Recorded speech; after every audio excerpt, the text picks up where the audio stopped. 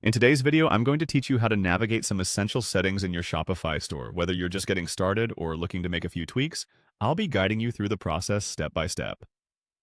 So sit back, relax, and let's dive right into making your Shopify store just the way you want it.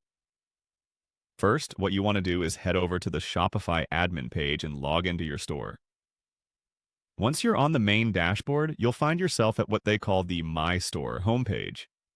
This is essentially the heart of your operations, giving you a comprehensive view of your store's current status, from orders to customer insights. It's always useful to get familiar with this page because it's your jumping off point for everything else. Now, from the home page, you'll spot a menu along the left side. You want to look for the Settings options from this sidebar menu. This section is key to customizing and fine-tuning your store's details and functionalities.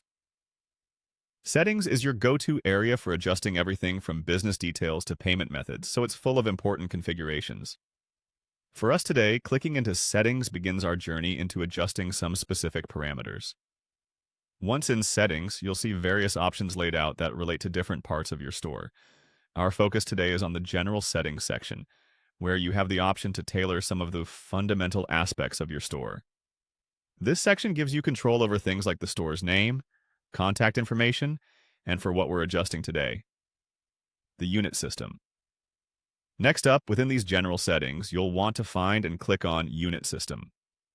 This setting is crucial depending on where you are operating or where your primary customer base is located. It affects how measurements are displayed throughout your store. If you're selling internationally or even targeting a specific region, getting this right ensures clarity and prevents any confusion down the line. Now, after setting your unit system, we move on to the default weight unit. This might seem like a small detail, but it's an important one, especially if your products are weight-based for shipping calculations. You'll want to select a unit that aligns with your shipping methods. This prevents any mishaps and ensures customers are provided with accurate shipping information. Usually, choosing between kilograms or pounds, depending on the most common practice in your target market, will suit you best. So, there you have it. A quick guide on adjusting some critical settings within Shopify to better cater to your store needs.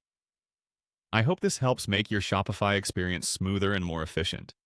Stay tuned for more guides and tips. Thanks for watching.